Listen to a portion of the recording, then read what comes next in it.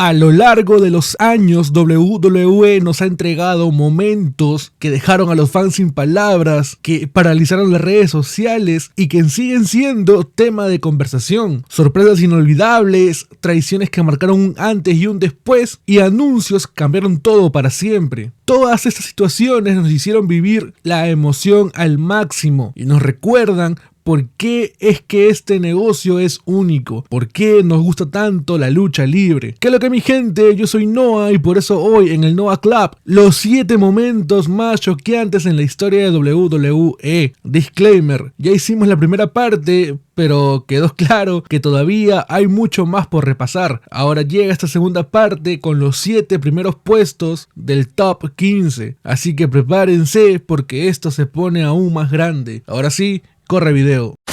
Puesto número 7. Si hay un luchador que representa la palabra superación, ese es Daniel Bryan. El tipo pasó de ser un indie a convertirse en el luchador más querido de WWE. Pero justo cuando alcanzó la cima, su carrera se derrumbó en un abrir y cerrar de ojos. Para entender lo que pasó en WrestleMania 30, primero hay que recordar que WWE nunca quiso a Daniel Bryan como su cara principal. Vince McMahon y la autoridad lo veían como un luchador tipo B, un tipo bueno en el ring, pero no alguien digno de llevar la compañía en sus hombros. También hay que recordar que WWE originalmente quería a Batista como la estrella del show, con el plan de que ganara el Royal Rumble 2014 y se coronara en WrestleMania. Pero los fans dijeron no, literalmente. El movimiento del sí, amigo. Empezó el pic del movimiento del sí. Y este no era solo un grito, era una revolución. La gente quería ver a Daniel Bryan en el evento principal, amigo, y gritaron tan fuerte que WWE no tuvo más opción que cambiar sus planes. Así que le pusieron algunos obstáculos. Si quería llegar al main event de WrestleMania, primero tenía que vencer a Triple H. La noche 6 de abril del 2014, en New Orleans, Bryan llegó con la misma presión de luchar 2 veces en una noche. Primero, derrotó a Triple H en un combate brutal, donde casi le arrancan un brazo. Después, en el evento estelar, se enfrentó a Batista y Randy Orton por el campeonato de WWE en una triple amenaza. El combate fue una guerra, con momentos en los que parecía que todo estaba perdido, como cuando le estamparon contra la mesa con un Batista Bomb más un RKO. Pero al final, Bryan hizo lo imposible, hizo rendir a Batista con el Yes Lock y se convirtió en el campeón indiscutido. La imagen de Bryan en el centro del ring con los 2 títulos en alto y más de 70,000 personas gritando Yes es una de las postales más épicas en la historia de WWE, amigo, pero tristemente lo peor estaba por llegar. Después de WrestleMania, Bryan tuvo que lidiar con una serie de lesiones. Primero,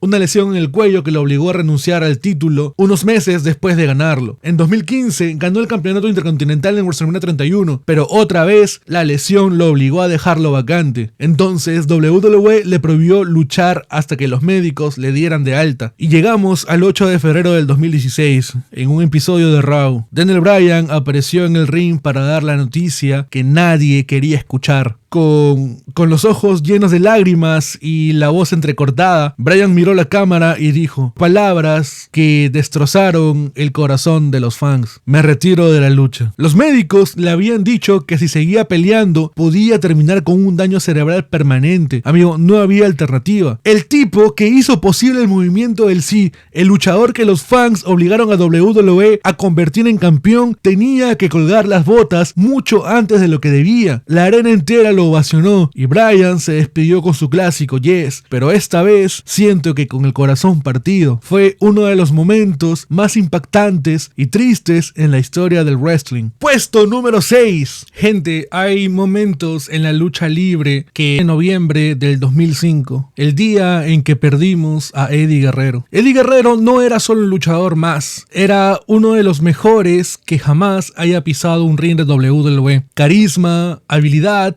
historia de vida, todo en él era especial. Eddie tenía un estilo único, te hacía reír con sus trampas, te hacía emocionarte con su lucha y cuando hablaba te hacía sentir cada palabra. Pero lo más importante, era un hombre que nunca se rindió. Durante años, Eddie luchó contra su adicción al alcohol y a las drogas.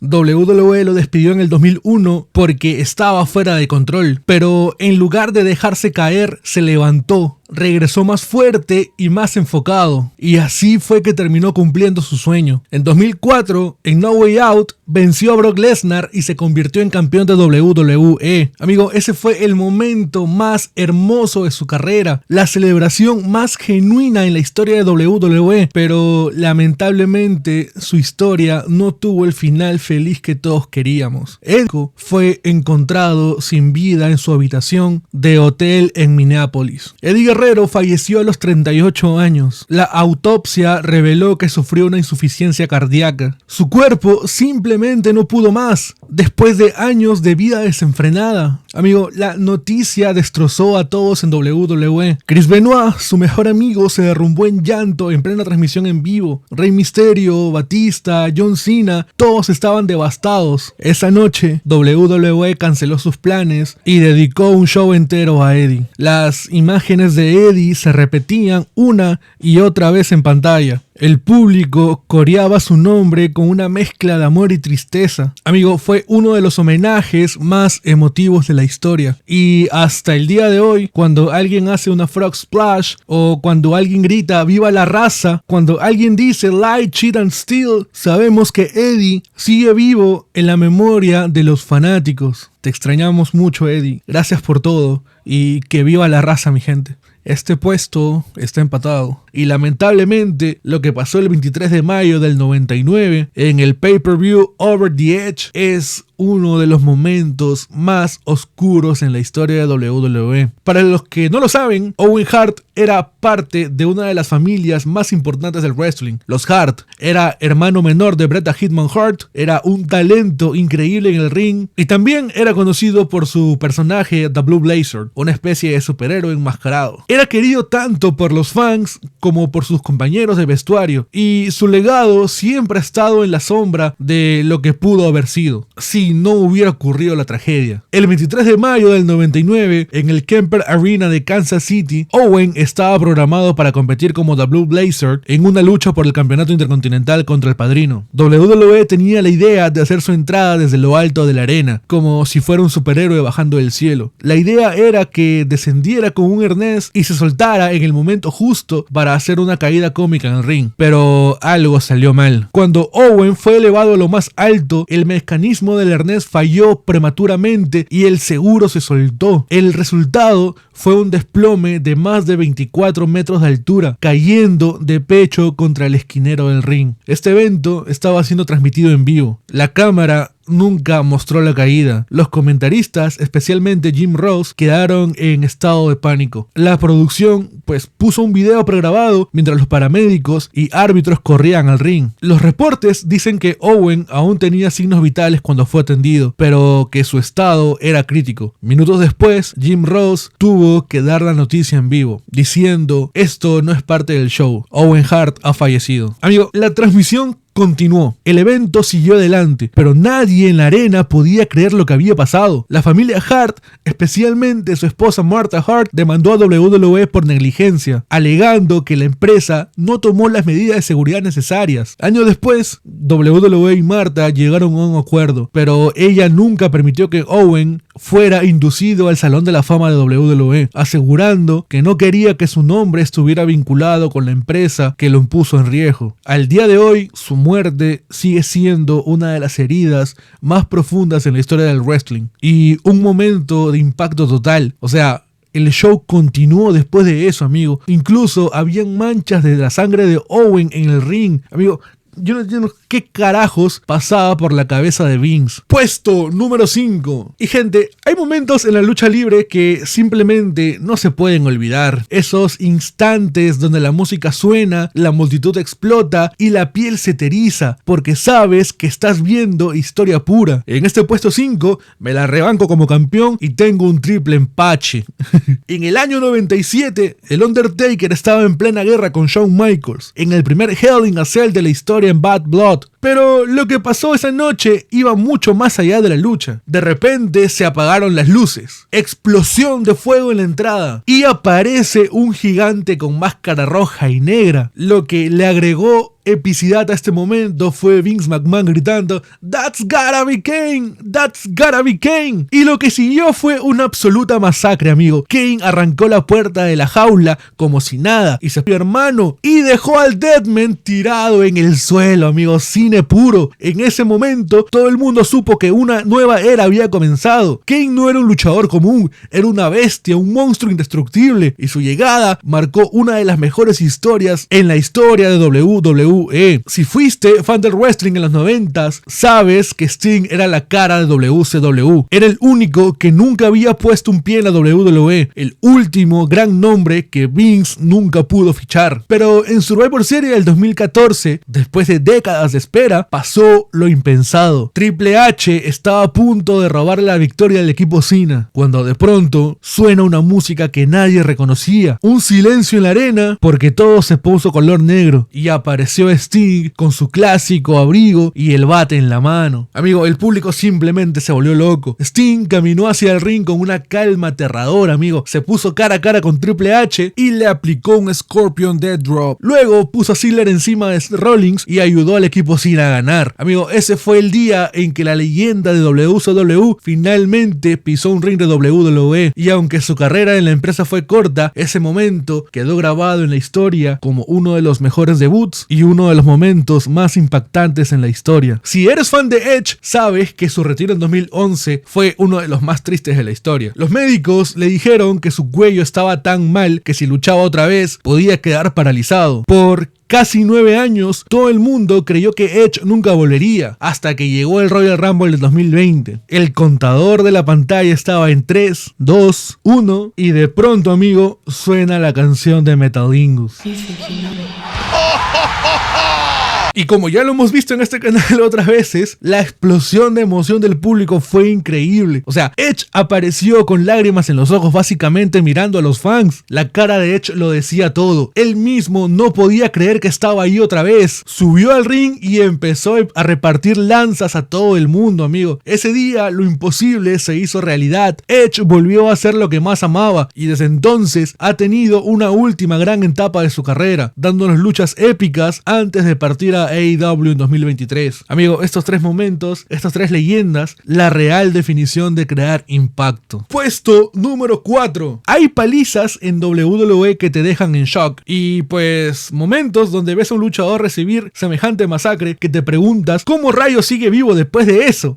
Y si hablamos de palizas brutales, hay una que es imposible de olvidar. Un segmento tan cruel y perturbador que hasta hoy sigue siendo uno de los más impactantes que ha pasado en la historia de la marca azul. Vamos a revivir ese desastre absoluto. Rey Mysterio venía de terminar una lucha contra el Chavo Guerrero y de pronto suena la música del Gran Khali. Rey Mysterio, que ya venía lastimado, se queda paralizado, amigo. O sea, en vez de correr te quedas paralizado. Y bueno, o sea, por un lado se entiende. O sea, es que si tienes enfrente a un gigante de 2 metros con 16 y más de 200 kilos, ¿qué rayos se supone que hagas? Khali entró al ring, miró a Rey Mysterio como si fuera un insecto y sin decir ni una sola palabra, y de la nada lo toma de la cabeza con sus 2 manos y empieza a apretar con toda su fuerza. El Vice Grip, amigo. No, gente, Mysterio se retorcía de dolor y el público estaba en puro shock. El tipo estaba literalmente exprimiéndole la cabeza como si quisiera romperle el cráneo. Luego encima empieza a botar sangre, amigo. No, es que eso fue demasiado insano. Por suerte, nada que por suerte, o sea, luego llegó Batista y pues igual parecía que Rey se nos iba al cielo de los perritos. Momento re impactante y perturbador, y casi nos desviven a Rey, mi suegro. Puesto número 3. Gente, hay cosas en la lucha libre que nos dejan impactados.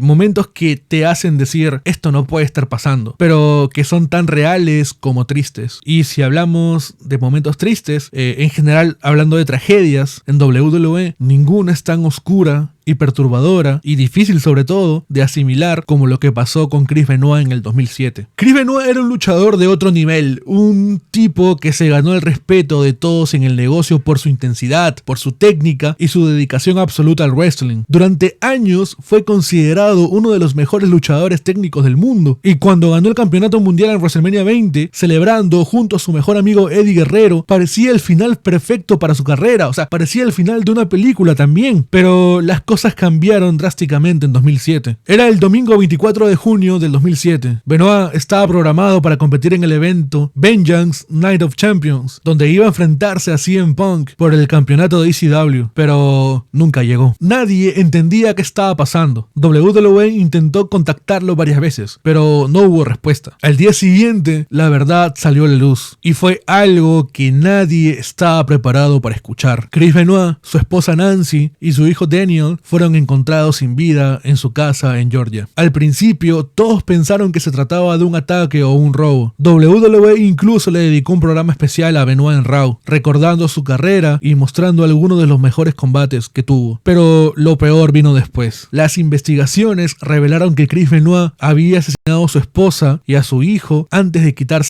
la vida. Esa revelación cambió todo. WWE inmediatamente borró su nombre de la historia, eliminó todo su contenido de la compañía y dejó de mencionarlo por completo. Su legado como luchador quedó manchado para siempre, y sobre todo, la discusión sobre su caso sigue hasta el día de hoy. Amigo, un final tan triste como perturbador para una carrera que en el ring fue legendaria, pero que terminó en la peor tragedia posible. Puesto número 2. Gente, si hay una traición en el wrestling que todo el mundo conoce, una que cambió WWE para siempre y que hasta el día de hoy sigue generando polémica, es sin duda la infame traición de Montreal. Para 1997, Bret Hart era uno de los nombres más importantes de WWE, campeón mundial, respetado por los fans, y Bret tenía una oferta brutal de WCW, y aunque al inicio prefirió quedarse en WWE, Vince McMahon en Canadá, su país natal, y menos contra Shawn Michaels, con quien tenía una rivalidad real detrás de cámaras. Así que Vince McMahon, con miedo de que pasara otro caso como el de Alundra Blaze, quien se llevó el título de WWE a WCW y lo tiró a la basura en vivo, decidió hacer lo impensado. Llegamos a Montreal, Canadá Survivor Series. Bret Hart contra Shawn. El combate iba normal hasta que llegó el momento clave. Shawn Michaels aplicó el sharpshooter, el movimiento final de Bret Hart, y de la nada el árbitro sonó la campana. Precisión brutal, 10 de 10. Después de eso empezó a destrozar monitores y equipo de transmisión. El público estaba enloquecido, amigo. Nadie entendía lo que había pasado. Más tarde se supo la verdad. Vince había planeado todo esto a espaldas de Bret y había dado la orden de hacer sonar la campana sin su consentimiento. Cuando Bret llegó a los vestidores, Vince entró a hablar con él y terminó con un puñetazo en la cara. La traición de Montreal destruyó la relación entre Bret y WWE y lo llevó directo a WCW, pero también creó algo inesperado. El personaje de Mr. McMahon, el jefe traicionero y despiadado, que años después se convirtió en el villano más grande de WWE. Este momento definió el futuro del negocio. La traición de Montreal sigue siendo la traición más famosa y controversial en la historia de WWE. Puesto número 1. Hay momentos en la lucha libre que te dejan helado, cosas que parecen imposibles hasta que la ves con tus propios ojos. Pero si hay un instante en WWE donde el tiempo se detuvo, el público quedó en shock total y nadie entendía qué carajo estaba pasando, fue el final de la racha del Undertaker en WrestleMania 30. El Undertaker no era solo una leyenda, era el alma de WrestleMania. Desde el 91, año tras año, se enfrentó a los mejores y los venció a todos. Nadie podía con él en el escenario más grande de todos. Su récord de 21 victorias y 0 derrotas en WrestleMania no era solo una estadística, era historia pura. Un invicto que parecía eterno, algo que nadie imaginaba que algún día llegaría a su fin. Pero el 6 de abril de 2014 todo cambió. El escenario era el Mercedes-Benz Superdome de New Orleans en WrestleMania 30. Undertaker contra Brock Lesnar. Al principio todos pensábamos que